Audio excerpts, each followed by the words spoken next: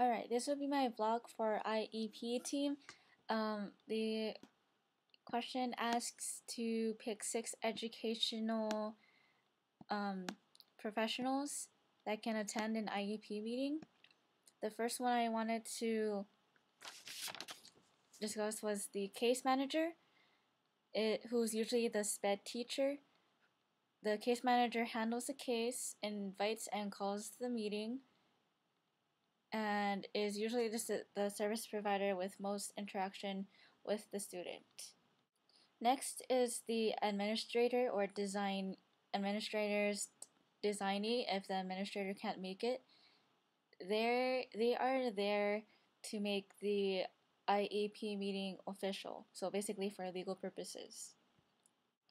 In an IEP meeting, you'd also want to include the general ed teacher if the student has had time in the general education classroom. Besides the special ed teacher having providing evidence of the student's progress, if the student has had time in the general ed classroom, the general ed teacher should also provide evidence of the student's progress. The parent of the student who is receiving services should be also included in the IEP meeting. The parent also deserves to know what's going on with their child, how they're progressing, and can provide their input and receive feedback. In the video, it was mentioned that in extreme cases or extreme circumstances, the meeting can be held without the parent, but usually forms the core group for an IEP meeting. During this past school year, I've had the opportunity to be the ELL PTT at my local middle school. Although I have not had much experience with special ed students, there is, for more complicated situations, they suggest to bring in a transition specialist, a representative of the school that a student would transfer to. So in this case, for middle schoolers, a representative from Baldwin High School on Maui would come to an IEP meeting to gain knowledge and provide their input of what the student should expect, what services are available for them at that school, and so on. For the 6th role of an IEP meeting, the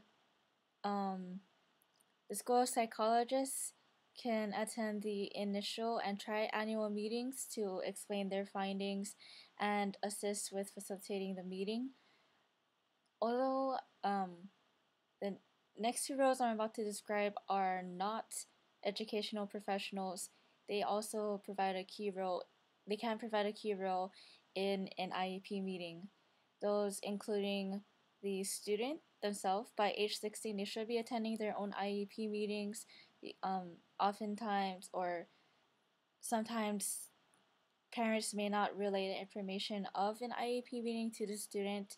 Therefore, the student would not have any idea of what is in store for them, what supports they may be receiving or not receiving, how they're progressing and whatnot.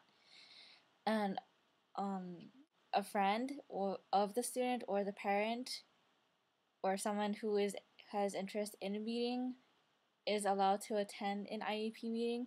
I think they're there for mostly moral support, emotional support. Sometimes a parent comes in being a single parent, it's good to have that moral support with them, or if the parent does not attend the IEP meeting, it's good for the student to have that support with them, a close friend that they can depend on, because it's tough to face things on your own, and I think it eases off the anxiousness that the student or the parent may have when entering these types of meetings.